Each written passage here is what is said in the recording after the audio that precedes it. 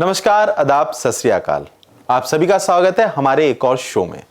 आज के शो में हम लेकर आए हैं एक योगा एक्सपर्ट को। योग की बात करने से पहले हम बात करते हैं ईडी की, इरेक्टाइल डिसफंक्शन। ये मेंस में पाई जाने वाली एक समस्या है। इसके बारे में विस्तार में हमारे योगा एक्सपर्ट आपको बताएंगे। चलिए इससे पहले आपका थोड़ा ज्ञान टेस्ट कर लेते हैं। कौन सा सही शब्द है, योगा या फिर योग? अगर आपको पता है तो कमेंट बॉक्स में लिख के बताइएगा। इसका जवाब मैं इस वीडियो के अंत में दूंगा। तो चलिए आइए जानते हैं कि ईडी के लिए कौन सी ऐसी एक्सरसाइज हैं जो आप करके अपनी सेहत को अच्छा बना सकते हैं। इसी के लिए हमारे साथ है अनुज जी। अनुज जी कर्मा आयुर्वेदा में योगा एक्सपर्ट हैं, जो आपको योग के माध्यम से बताएंगे किस तरीके से आप ईडी पे काबू कर सकते हैं और इसको सुधार सकते हैं। चलिए आइए देखते हैं हमारा ये योगा सेशन। अब इसके बाद में थोड़ा सा साइड स्ट्रेचिंग करेंगे, तो आप अपनी दोनों लेग्स के बीच में थोड़ा सा गैप रखेंगे, जिससे आपकी अपर बॉडी का बैलेंस बना रहे। तो साइड में त्रिकोण आसन करेंगे। धीरे धीरे बैक को ऐसे साइड में बेंड करना है। ब्रीद आपका नॉर्मल चलता रहेगा। 1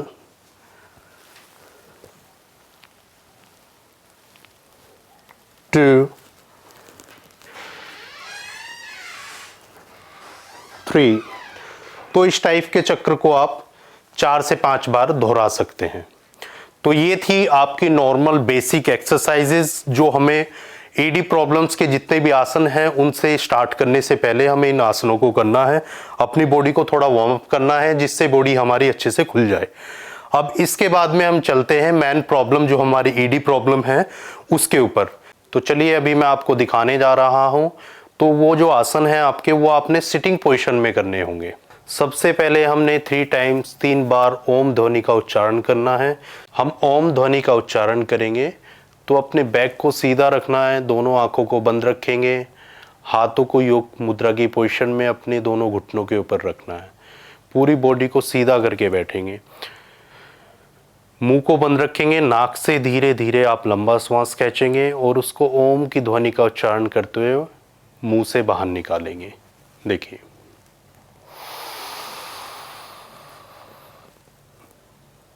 ओ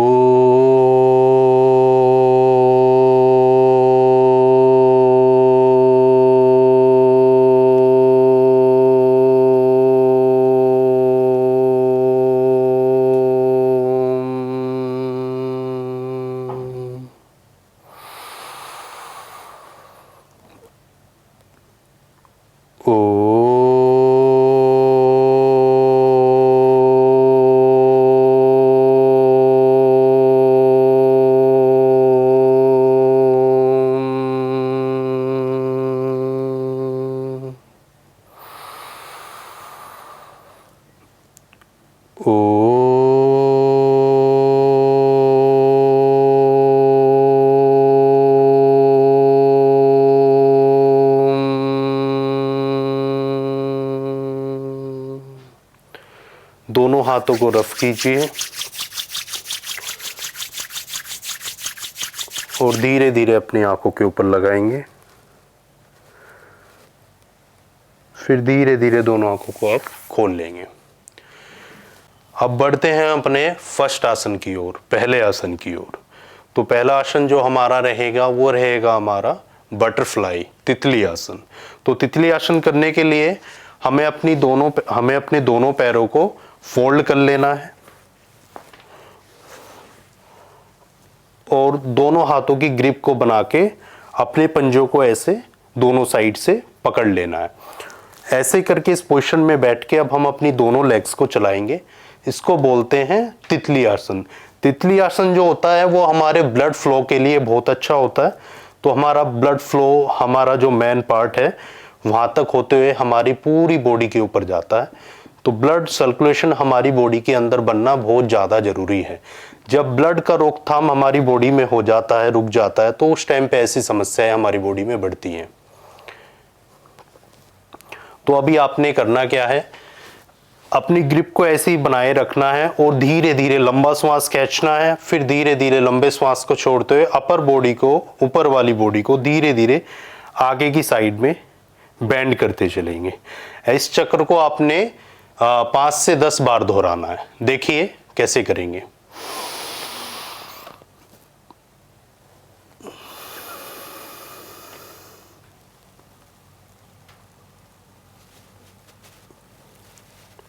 फिर धीरे धीरे लंबा श्वास खींचते हुए वापस आना है।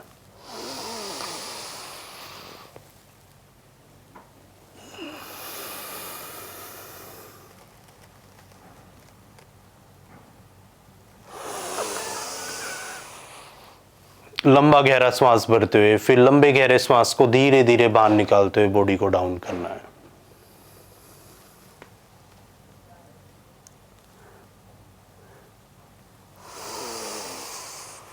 तो इस टाइप के चक्कर को आप 5 से 10 बार दोहरा सकते हैं। अभी आपने देखा हमने थोड़ी बेसिक नॉर्मल सूक्ष्म व्यायाम वाली एक्सरसाइजेस की, उसके बाद में ओम का उच्चारण किया। अब हम चलते हैं अपने फर्स्ट आसन की ओर, जो ईडी समस्या के लिए बहुत ही अच्छा आसन है। इसको हम अपने दैनिक रूटीन में अपना सकते हैं, अपने योगा अभ्यास में इसको ऐड कर सकते हैं। आइए चलिए करते हैं बटरफ्लाई यानी तितली आसन। तो तितली आसन करने के लिए आपने अपने दोनों पैरों को फोल्ड कर लेना है, ऐसे दोनों हाथों को ग्रिप बनाएंगे और अपने पंजों को ऐसे पकड़ के रखेंगे और अपनी दोनों लेग्स को धीरे धीरे अप एंड डाउन करके ऐसे चलाएंगे। ये बटरफ्लाई आसन होता है। तो इसको आप 3 से 4 मिनट के लिए कर सकते हैं।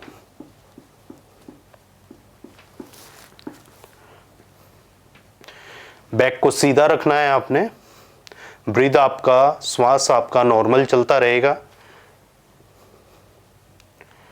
इसी पोजीशन में बैठे बैठे आपने थोड़ा सा बैक को स्ट्रेच करते हुए अपनी बॉडी को आगे की साइड में ले जाना है।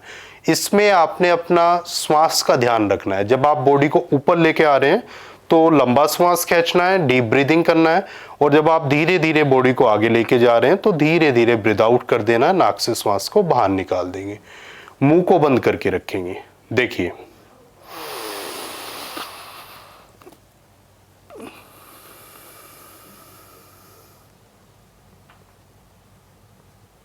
अब धीरे धीरे लंबा गहरा श्वास भरते हुए अपनी बॉडी को ऊपर लेके आएंगे।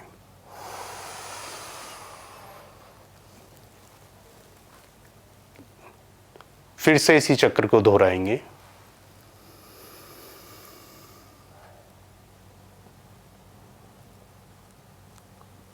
फिर से धीरे धीरे लंबा गहरा श्वास भरते हुए ऊपर आएंगे।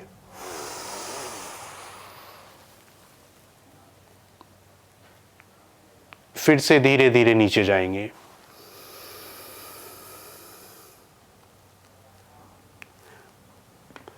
तो इस चक्र को आप 5 से 10 बार दोहरा सकते हैं।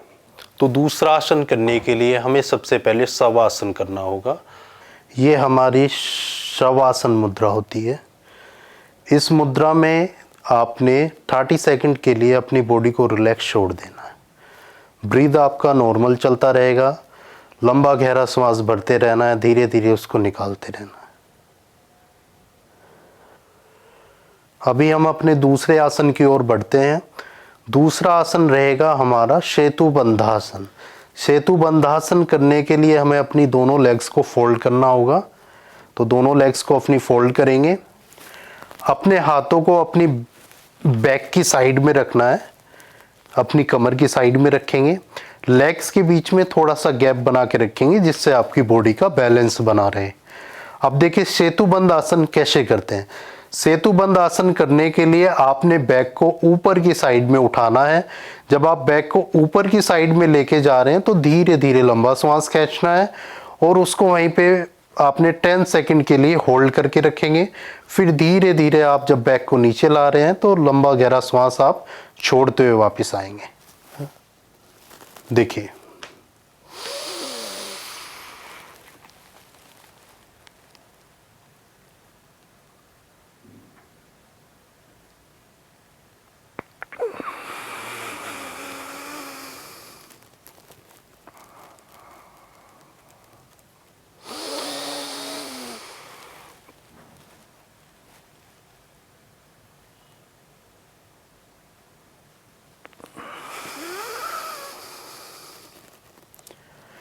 तो इस चक्र को आप 10 से 15 बार दोहरा सकते हैं।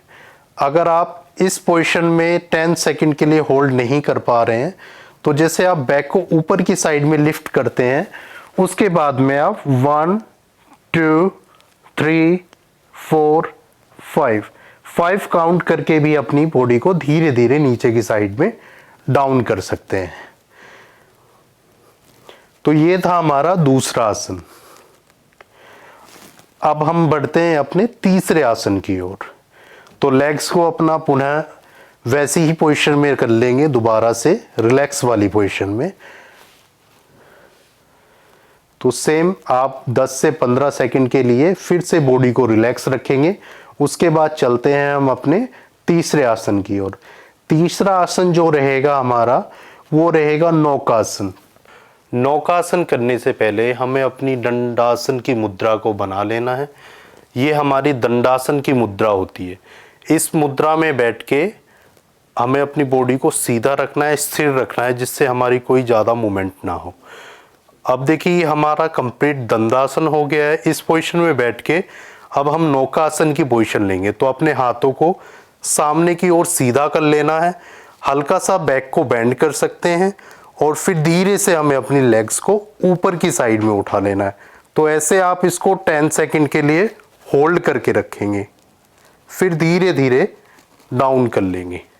फिर से हाथों को अपना दंडासन की पोजीशन में रख लेंगे। तो ये ईडी के लिए बहुत अच्छा आसन है। इसको बोलते हैं नौकासन। नौकासन को हम शवासन की मुद्रा में भी कर सकते हैं और दंडासन की मुद्रा में भी कर सकते हैं और उल्टे लेट के भी कर सकते हैं। तो इसको कई मुद्राओं में हम कर सकते हैं। ये हमारी दंडासन की मुद्रा का नौकासन है। तो इसको भी हम, इस चक्र को भी 4 से 5 बार दोहरा सकते हैं। चलिए अब हम अपने अगले आसन की ओर चलते हैं, जिसका नाम है उत्तान पादासन। उत्तान पादासन करने के लिए हमें नॉर्मल अपने पैरों को सीधा कर लेना है और शवासन की पोजीशन को ले लेंगे।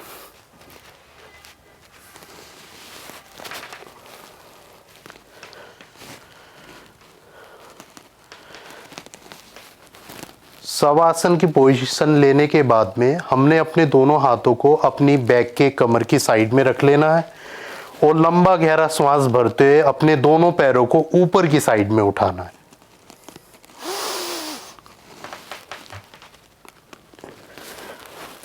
नाइन्टी डिग्री के एंगल में हमने अपनी लेग्स को ऊपर उठा लेना है और पंजों को ऊपर की साइड में ऐसे स्ट्रेच करना है।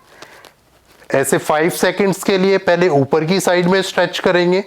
5 सेकंड्स के बाद में आपने नीचे की साइड में बॉडी को स्ट्रेच करना है। लेग्स को एकदम सीधा रखेंगे और पूरी बॉडी का बैलेंस बना के रखेंगे। फिर धीरे धीरे आप इसको डाउन कर लेंगे।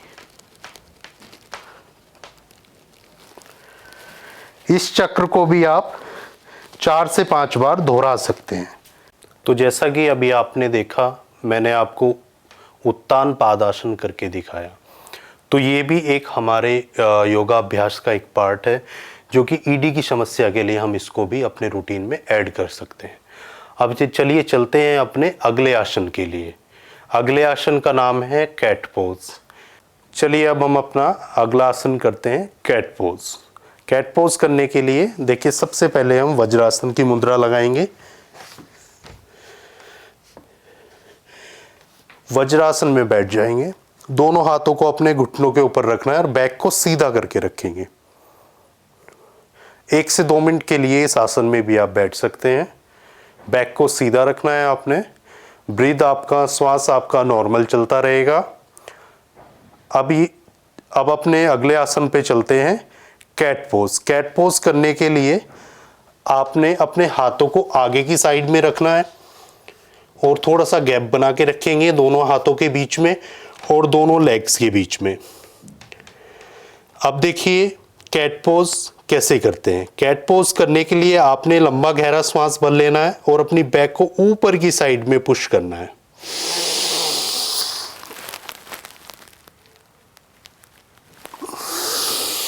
फिर धीरे धीरे श्वास को छोड़ते हुए बैक को प्रेस करना है।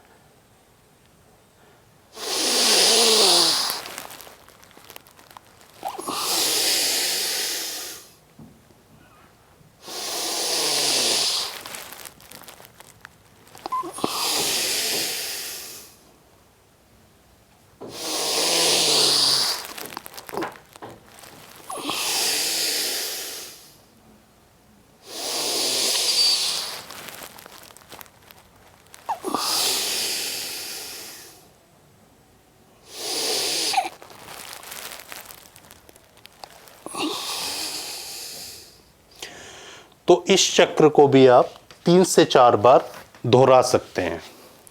तो ये हमारे कुछ आसन से ईडी प्रॉब्लम्स के लिए।